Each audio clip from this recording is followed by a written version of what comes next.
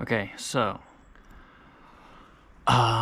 today I'm going to talk about God as a needle, and this is an example I first heard from a talk that Bernadette Roberts gave, and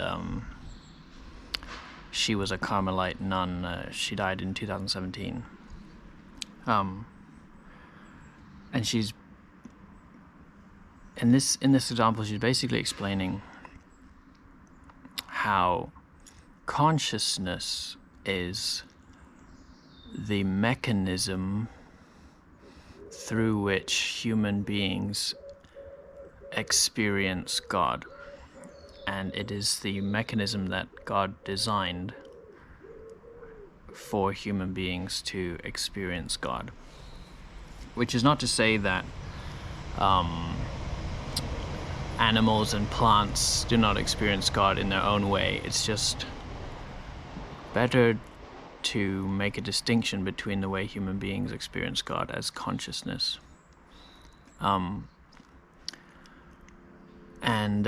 So going to the example, the needle, when you get an injection, the needle pricks your skin and you feel the pain of the needle entering your arm, and you feel the needle.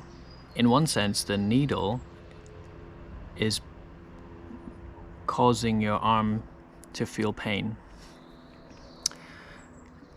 and the prick of your skin. In another sense, you're not really feeling the needle.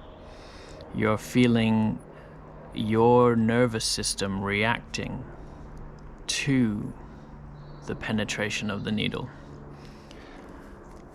And you can look at it in both ways. In one way, it is the actual needle you're feeling, because you wouldn't feel it if not for the needle.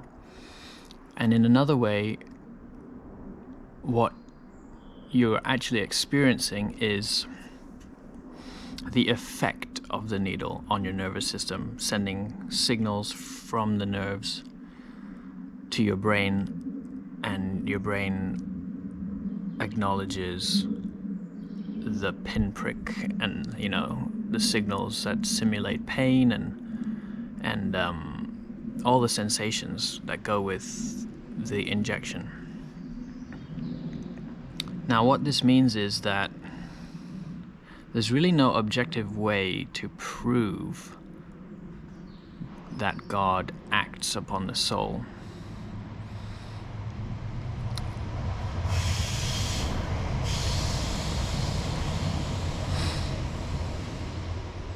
In this example, in this analogy, an atheist would say, I didn't feel God, I just felt the effect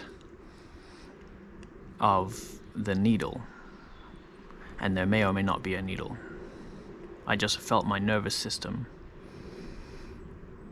stimulated in some way, and maybe that was simulated. Maybe there's, but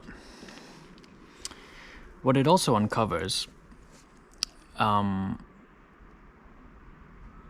is that when a believer says, I felt God in my soul, or I had this religious experience,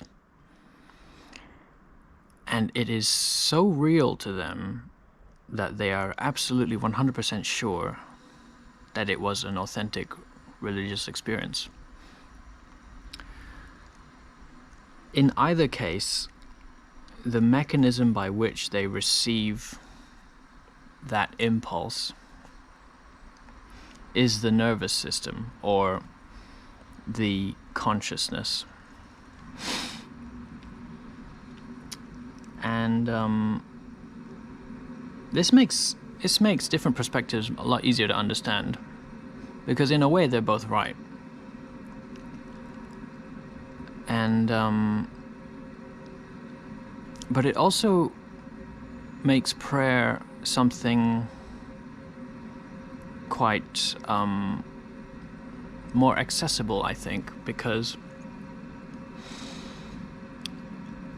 it's okay to acknowledge when you feel yourself stirred or stilled in a moment of prayer.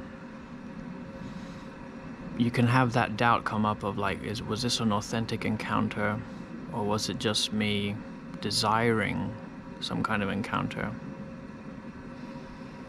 and manufacturing it? Without painting with too broad a brush, I would just say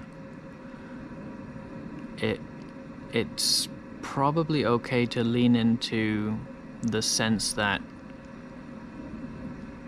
God uses the mechanism of consciousness to make himself known. It would not be it's not inappropriate for God to use what God designed to reveal himself through your nervous system, your spiritual nervous system of consciousness itself, emerging from within you. Teresa of Avila says,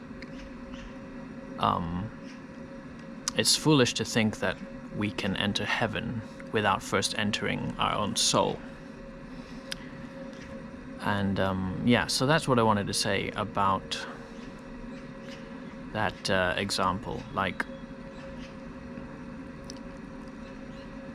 God designed consciousness to be the receptacle of his movement towards the soul.